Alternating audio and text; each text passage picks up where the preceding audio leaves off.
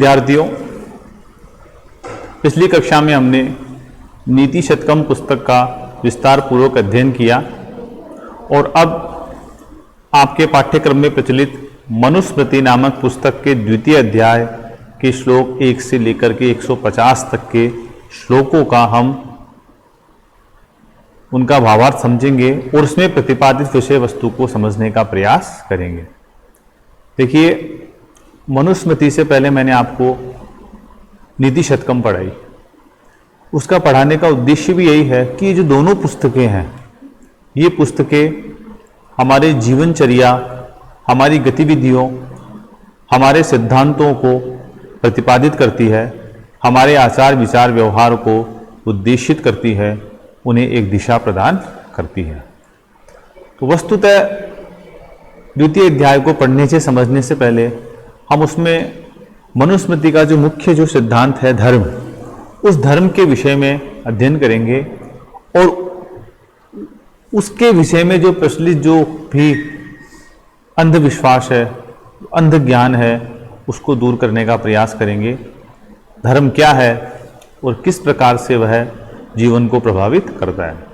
देखिए, जब हम धर्म की बात करते हैं, आधुनिक संसार के अंदर वर्तमान में विभिन्न प्रकार के संप्रदायों, उप संप्रदायों की बात होती है, लेकिन जो धर्म है इन सबसे परे है। धर्म का मतलब है कि धार्यते इति धर्म है, ध्रियते इति धर्म है और ध्रियते इति धर्म है, धार्यते इति धर्म है, यानी कि जिसको धारण किया जाता है या जो धारण करता है उसे हम धर्म कहते हैं। धारणात् इति धर्म है।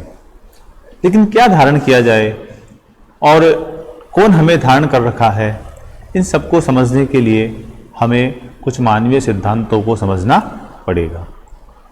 इस संसार के अंदर जितने भी जीव हैं आज तक ज्ञात, उन जीवों के अंदर जो मानव है वो अपनी बुद्धि से, विवेक से सभी जीवों के अंदर कुछ विशेषता रखता है और विशेषता रखने के कारण ही उसका इस संसार के अंदर खुद के प्रति और दूसरे जीवों के प्रति, या यूं कहे कि पूरे पर्यावरण के प्रति जो है उसके कुछ कर्तव्य निहित है।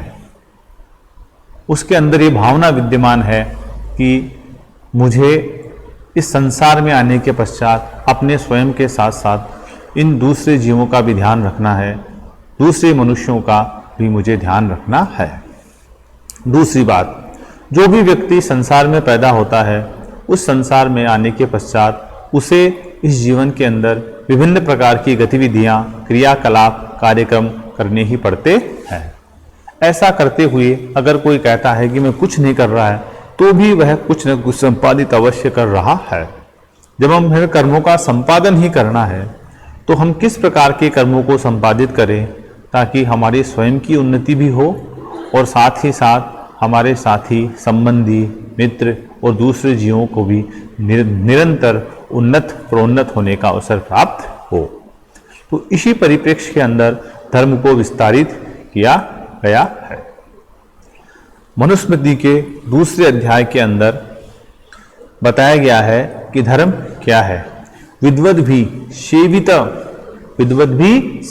नित्यम, विद्वद्भी सेविता सद्भिर नित्यम अद्वेष रागिभी हृदये नाभ्यनुज्ञातो यो धर्मस्तन निबोधत। कहने का मतलब है कि विद्वद् भी सेवित है, जो विद्वानों के द्वारा सेवित है। विद्वानों ने जिन आचार विचारों को संपादित किया है, सद्भी और कैसे, सज्जनों के द्वारा, और सज्जन भी कैसे, अराग द्वेषी भी, जिनमें राग और द्वेष नहीं है। वस्तुतः राग और द्वेष ये हमारे विवेक को समाप्त करते हैं। विवेक का मतलब होता है सही और ज्ञान को समझने का तरीका। जब भी हम कर्मों को संपादन करते हैं, अगर राग और द्वेष युक्त होकर के अगर हम उनको संपादित करेंगे, तो हम कभी भी तटस्थ होकर के हम उसके प्रति एक विवेक जीवन में अपना करके उस कार्य को संपादित नहीं कर सकते। कहीं न कहीं हमारे कर्म जो हैं निश्चित दिशा में न जाकर दिशा से भटक जाएंगे। तो राग और द्वेष से दोनों से रहित होकर सज्जनों के द्वारा और विद्वानों के द्वारा जो संपादित जो जीवन में अपनाई गई जो जीवन जीने की गतिविधियां हैं, जीवन संचालित करने के जो तौर तरीके हैं और हृदय से जिन्होंने अपनाया है, क्योंकि धर्म के अंदर कभी भी दबाव या बाहरी किसी भी परिस्थितियों के फलस्वरूप अगर हम उसे प्रेषित करें तो वह उचित नहीं है। उन नियमों को जब तक हृदय से हृदयंगम नहीं किया जाएगा तब तक उसे धर्म नहीं कहा जा सकता।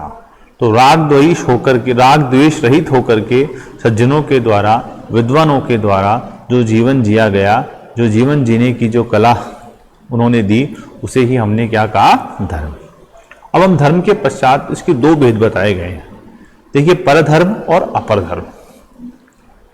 जैसा कि मैंने आपको बताया था अभी कि संसार के अंदर, जीवों के अंदर मनुष्य जो है, मानव जो है, उसे बौद्धिक रूप से कुछ श्रेष्ठता प्राप्त है।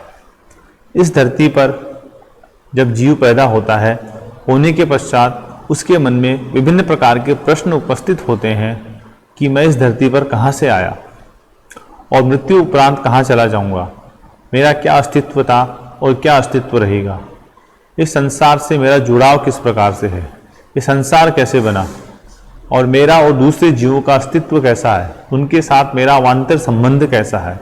ये सब तमाम प्रश्न उसे आत्मज्ञान की ओर ले जाते हैं, जिसे वह अपने आप को पहचानने का प्रयास करता है। जब हम इस दिशा में आगे बढ़ते हैं तो उसे कहते हैं परधर्म। आत्मज्ञान, ब्रह्म ज्ञान, अपने आप को पहचानना, अपने अस्तित्व को जानने का, खोजने का प्रयास करना, सृष्टि के अंदर जो अप्रत्यक्ष चीजें हैं, सृष्टि है, उसको समझने का प्रयास करना। लेकिन दूसरी ओर उसे यहाँ रहते हुए इन जो सांसारिक नियमों है, उन नियमों का पालन करते हुए इस जीवन के अंदर अपने जीवन संपादनार्थ विभिन्न क्रियाविधियों, गतिविधियों का संचालन करना ही होगा। तो किस प्रकार से वह अपने जीवन को संचालित करे, इसके लिए कहा गया है अपर धर्म।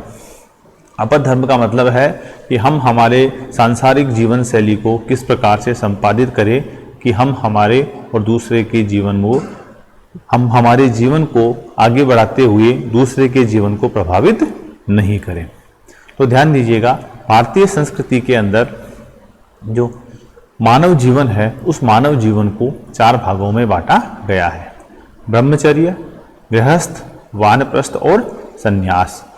मनुष्य की उम्र 100 वर्ष मान करके, उपलक्षण है 100 से कम भी हो सकती है और 100 से ज़्यादा भी हो सकती है। उसकी उम्र के 4 विभिन्न प्रकार की अवस्थाओं के अनुसार विभाग किए गए हैं। जो प्रारंभिक जो उसकी आयु है, जो उसकी अवस्था है, वो ब्रह्मचर्य अवस्था है।